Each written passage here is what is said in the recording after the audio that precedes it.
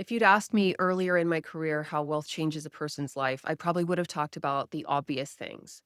You have less financial stress. You get more choices, more flexibility, more freedom, more vacations. What I don't think I would have talked about is relationships. And yet, after decades of helping people build wealth and experiencing some of these changes in my own life, I've come to believe that relationships may be the most overlooked part of the story. I've had clients ask me who they're supposed to talk to about money. I've watched friendships become strained after someone shared what their income was. I've seen people struggle to find others who understand the realities of their lives after their financial circumstances have changed. And I've experienced some of that myself. I'm Hilary Hendershott. I'm the founder of Hendershott Wealth Management. We publish content to help you strengthen your financial life, grow your net worth, and feel supported through the moments that matter. If that's the kind of guidance you're looking for, take a moment to like this video and subscribe. Because while most people expect a larger investment account, more financial flexibility, and more choices, they're often less prepared for the ways success can change friendships and family relationships, marriages, and even communities. I've spent a lot of my adult life talking publicly about money. I've shared my financial dashboard. I've shared my net worth. I've talked openly about building wealth. I've celebrated financial milestones and encouraged my clients to celebrate theirs. So, because of that, I don't think I've experienced quite as much pushback as some people do.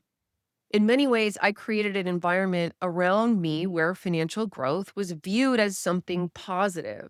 But that doesn't mean wealth hasn't changed some of my relationships. In fact, some of the most interesting things I've learned about this have come from conversations with clients. I've had clients text me and ask, who do I talk to about money besides you? And what strikes me about that question is that they're not asking who they should talk with about stock market news. They're asking who they can be honest with, who can understand this part of their life, who can celebrate their success without making it about themselves, who can help them think through complicated decisions, and really who won't judge them, compare themselves to them, or suddenly start relating to them differently.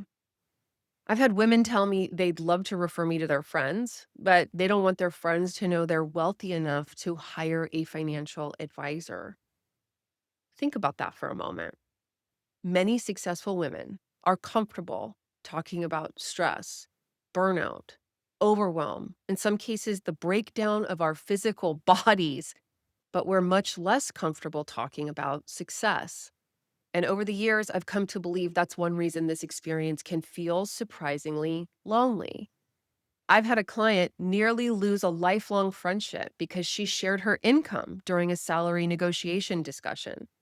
She wasn't bragging. She wasn't trying to make anyone feel bad. She genuinely trusted her friend and wanted her perspective.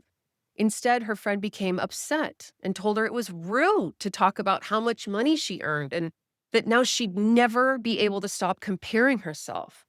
That friendship almost didn't survive the conversation. That story really has stuck with me because I don't think it was really about the income. I think it was about what the income represented. Until that moment, these two women thought of themselves as peers.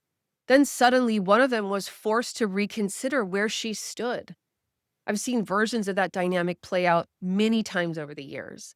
Not because people are bad and not because they're overly jealous, but because money has a way of touching identity, self worth, and how we see ourselves relative to the people around us. That's one reason so many successful women become increasingly careful about who they talk to about money.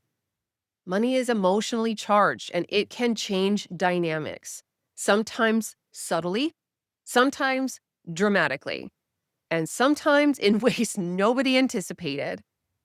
Then there are the changes you'll never fully understand. The friendship that quietly fades, the invitations that stop coming, the person who becomes distant and never tells you why. You'll never know how many relationships changed because your success reminded someone else of something painful in their own life. You'll never know how many people quietly pulled away. You just noticed that something changed. No, I don't want this video to sound negative because if I'm completely honest, and I always will be, I would make the trade again.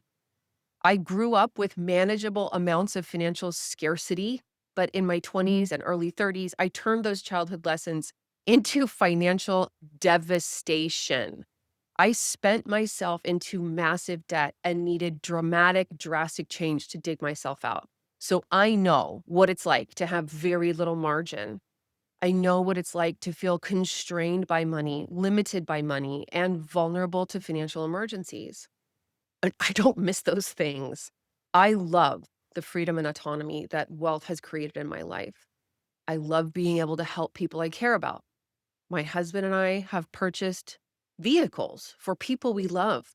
We've hosted family holidays and hired help so everyone could relax and enjoy their time together.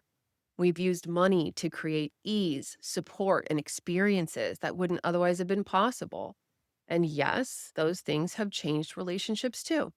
But mostly they've changed my life in ways I'm deeply grateful for. What I wasn't prepared for was the fact that some relationships would change along with it. Some of those changes have been wonderful. Some of them have been painful. Some of them, like I said, are still a mystery to me. I think that's part of what nobody tells you about building wealth. You expect the financial transformation. You don't always expect the social one. I was eager to leave behind the stress, fear, and lack of autonomy that came with financial insecurity. I was eager to build a different life. I imagine you are too, or have been. And I have built that different life. But if I'm being honest, I still grieve some of the relationships that didn't come with me. If you're experiencing some of this and wondering whether you're the only one, you are not. In my experience, this is one of the most common unspoken experiences of successful women. People prepare you for the financial side of success. They rarely prepare you for the relational one. And that's one reason I believe wealth management is about so much more than money. Yes, we are helping people make smart financial decisions, but we're also helping them navigate the very human experience of building a meaningful life. And if you don't have many places where you can talk openly about money, know this: there are places where you can fully be yourself. There are places where you can talk honestly about success, ambition, uncertainty, growth, and the complicated realities of building wealth. And conversations with me and my team are intended to be one of those places.